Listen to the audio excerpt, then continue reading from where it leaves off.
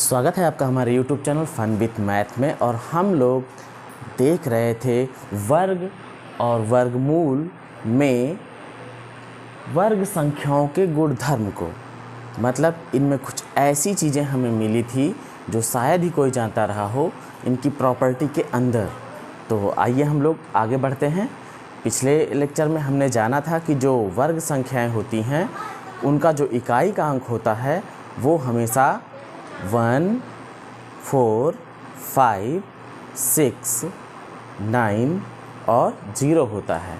1, 4, 5, 6, 9 और 0, इन 6 अंकों के अलावा कोई दूसरा अंक नहीं आ सकता, चाहे जितनी बड़ी से बड़ी आप संख्या का वर्ग कर लीजिए। और हमने एक चीज़ जानी थी कि अगर किसी नंबर में 0 लगा हुआ है तो अगर उसका हम स्क्वायर करते हैं, वर्ग करते हैं, तो उसके जो 0 आएंगे वर्ग करने के बाद वो हमेशा सम संख्या में आएंगे। जैसे कि अगर आप 10 का स्क्वायर करते हो तो 10 दहम 100 आएगा, 0 कितने 2। अगर मान लीजिए आप 100 का करते हो तो फिर आ जाएगा 10,000, जिसमें कितने 4 0। ऐसे ही आप 10,000 का करोगे, चाहे जितने का आप करते जाओगे, लेकिन जो 0 की संख्या होगी वो हमेशा सम संख्या आएगी। ये थे कुछ इंटरेस्टिंग फैक्ट्स। अब आते हैं एक नए फैक्ट्स की तरफ। आइए हम लोग देखते हैं। 2 क्रमागत वर्ग संख्याओं, कोई 2 क्रम से आने वाली संख्या हो, मान लीजिए एक n है और दूसरी n+1 है। जैसे कि एक 2 हो और दूसरी 2 + 1 मतलब 3 हो। अगर इनका वर्ग किया जाता है तो इनके बीच में 2n संख्याएं ऐसी होंगी जो वर्ग नहीं होंगी। ये पक्की बात है, ये पूर्ण वर्ग नहीं होंगी और उनकी संख्या हमेशा फिक्स रहेगी। तो हम लोग इसको करके देखते हैं। मान लीजिए हमारे सामने n बराबर हमने एक संख्या ले लिया है 2, तो हमारा n+1 क्या हो जाएगा, n+1 हो जाएगा 3। देखोगे 2 और 3 ये क्रमागत संख्या है, क्रम से आने वाली है। अगर हम इसका स्क्वायर करते हैं तो n² हमारा हो जाएगा 2 का स्क्वायर मीन्स 2 × 2 = 4। अब यहाँ पर अगर हम n+1 वाली संख्या का अगर करते हैं हम, तो ये दे देगा हमको 3 का स्क्वायर, जो कि हो जाएगा 3 × 3, 3 3 जा 9। अब देखिए हमें ये प्रूव करना है कि जो क्रम से आने वाली संख्याएं थी 2 और 3, इनके वर्ग के बीच में 2n संख्याएं। 2n का मतलब क्या हो गया भाई, n बराबर हमारा 2 है। तो अगर हम इस हिसाब से देखें तो 2n हमारा हो जाएगा 2n की जगह पे कितना 2, मतलब कि 2 2 जा 4। हमें इन दोनों के 2 और 3 के वर्ग के बीच में 4 संख्याएं हमको ऐसी मिलनी चाहिए जो कि वर्ग ना हो। तो क्या हो जाएंगी वो, आइए देखते हैं। 4 और 9 के बीच में क्या क्या है, 5, 6, 7, 8 और 9। आप 4 और 9 को हटा दीजिए।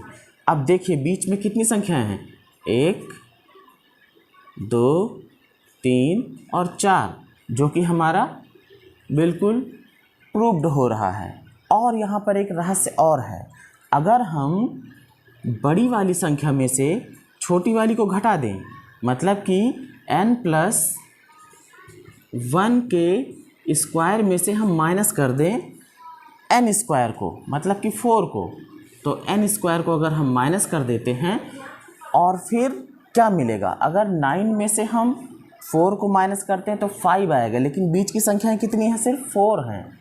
इसका मतलब एक और माइनस कर दें, अब क्या मिलेगा, अब हमें मिलेगा n+1 का स्क्वायर कितना आया था भाई, 9 था। माइनस करना है हमें किसको, n² को। n² कितना है, n² है 4।